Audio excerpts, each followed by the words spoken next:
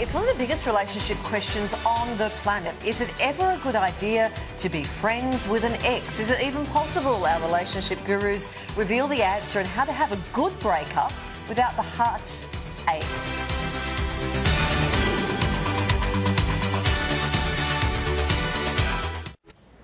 Well, Bill and Melinda Gates have announced they are ending their marriage of 27 years this morning. In a joint statement, the multi-billionaires say they will continue our work together at their foundation, but no longer believe they can grow together as a couple in the next phase of their lives. The news comes as research shows that up to half of couples get back together after a breakup, in fact, but then wish they hadn't.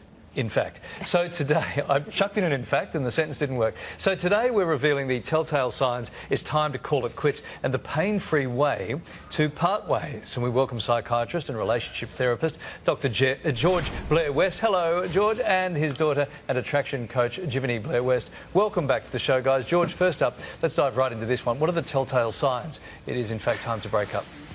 Yes, and thanks for having us, Larry. Look, the first thing to note is that when it comes to breaking up in the early phases, which is what we're interested in, the threshold needs to be lower than if we're talking about married, particularly with kids. But, you know, I guess there are two really common situations that we deal with. One is where somebody makes a major transgression. There's an infidelity, they betray a big secret. Yeah, we can forgive somebody once, maybe, but twice is a pattern, and that's a telltale that, in general terms, is a reason to move on. But the trickier situation is where you've got a relationship that isn't terrible, but one or both of them are not happy. And in those situations, we've really got to look at how committed they both are to making the relationship work. And as we know, the divorce rate is much higher if you get married younger and if there's been those kinds of red flags. If we're mid-20s or younger, it's probably a good time to move on and put that up to experience. Okay, Jiveny, what are the biggest mistakes people make when breaking up?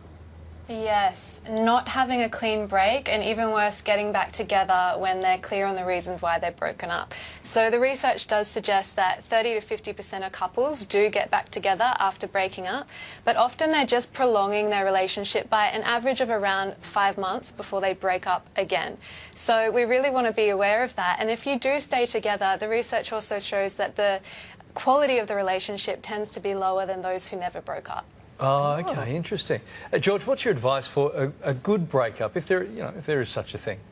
There is, and look, the single point I would make, is that we need to not be the person consoling our ex or our recent ex.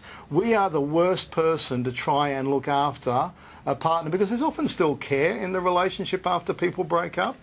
But we have to not go looking to help them because they will reinterpret that in their mind as care and they'll reinterpret that as hope, and that sends the opposite message from the one that we need to be sending. This is a time for friends to get involved and to strengthen. A lot of friendships have been strengthened around helping each other recover from emotional and relationship breakups.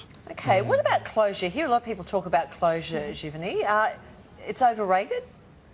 Yes, so often closure becomes this never-ending story, and even if we get a little bit of closure, we just want more. So ultimately closure is slowing down the healing process, and it's good to be aware too that the hurt is the closure, and if we can use that hurt to get over someone rather than having those lingering questions of what if, that people who often have easier ending relationships often struggle to move on from. Yeah, hey Jiveny, Bill and Melinda Gates say they'll continue working together despite their split. They do some incredible work. Settle the debate for us once and for all. Can you be friends with an ex? Absolutely you can. The only thing is that you've got to make sure each person is emotionally over the relationship before you start to build the friendship. So the research shows that people who tend to have more ongoing contact with their exes tend to take longer to move on. So yeah, being aware of that and taking a clean break, so we'd suggest around 3 months to really separate yourselves before trying to build that friendship. So George, is that one way to make sure you don't take that emotional baggage into the next relationship?